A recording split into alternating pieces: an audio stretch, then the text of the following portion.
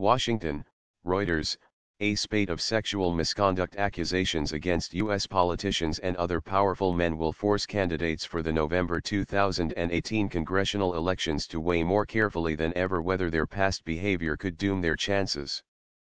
Following allegations against Republican U.S. Senate candidate Roy Moore, Democratic U.S. Representative John Conyers and Democratic U.S. Senator Al Franken, campaign operatives from both parties warned that past behavior that might once have been excused may now be disqualifying. Ethies is a game changer, said Democratic strategist Dane Struther. Every man who wants to run for office needs to give some serious thought to his past. Politicians have been among a growing number of prominent men, including in the entertainment and media fields, accused of sexual harassment. There will be increased pressure on candidates to undertake self vetting where, as one Republican strategist said, they are willing to subject themselves to trial on what the other side will put them through. But he cautioned, a lot of this is still dependent on what the candidate is willing to talk about and how forthcoming they are.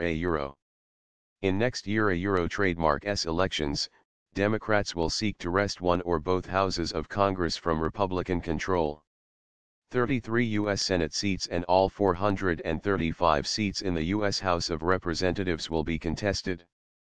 Sex scandals have long been a part of U.S. politics, but in the current environment, operatives are encouraging candidates and office holders alike to level with advisors about past conduct, even behavior that might in the past have fallen into a gray area. You may have to press the candidate particularly aggressively to be sure that he confronts what he may have passed off as a failed advance and not have imagined would come back to haunt him. A veteran Democratic lawyer who advises campaigns told Reuters. Going trademark. Sonia Van Meter, a Democratic opposition researcher, said candidates would have to think carefully about their demeanor, their offhand remarks, the way they carried themselves. Everything will be under more scrutiny. If candidates are not careful about self-vetting, operatives said, researchers working for opposing candidates would do it for them. Verifiable facts, court documents, voting records, speeches, and more, usually form the backbone of opposition research conducted by rival campaigns. Such research may expand into behavior that has not been documented, Struther said, adding that might include conversations with former female staffers to find out if there are any issues. Tracy Sfull, a strategist in Chicago who has directed opposition research for the Democratic National Committee, said workplace relationships between a male candidate and women could now be targeted by opposing campaigns. In the context of employment, was a man supervising women? Were those women younger, older, or his peers? Sfull said. How long did those women tend to work there? What do they have to say about their experience there and about him, specifically? But Alex Conant, a Republican consultant who worked for presidential candidates Tim Pawlenty and Marco Rubio, doubted opposition research would see a dramatic shift, largely because most campaigns cannot afford it and must instead rely on public records, internet searches and news reports.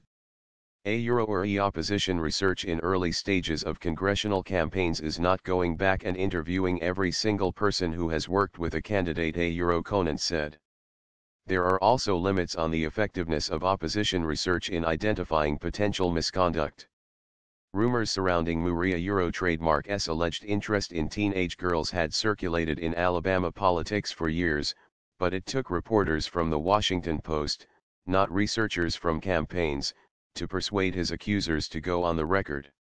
Moore, who is running against Democrat Doug Jones in a December 12 special election, has denied the allegations, which Reuters has been unable to independently verify.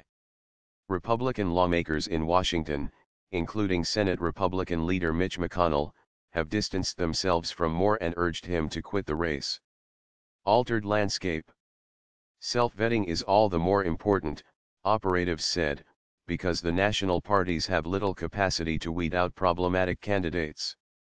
In 2016, the insurgent White House bids of Republican Donald Trump and Democrat Bernie Sanders highlighted the limited ability of parties to handpick candidates for major public offices. Trump won the presidency despite himself being accused by several women of having in the past made unwanted sexual advances or inappropriate personal remarks about them. Trump denied the allegations, saying they were part of a smear campaign.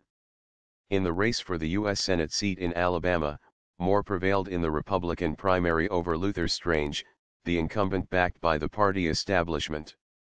While the parties still vet some candidates for Congress and big-ticket donors, they largely rely on local party officials to screen and refer them. Van Meter said the string of scandals had altered the landscape because victims now felt empowered to go public, which may topple some candidates and keep others from running at all. What has changed is the culture, the number of women coming forward. She said.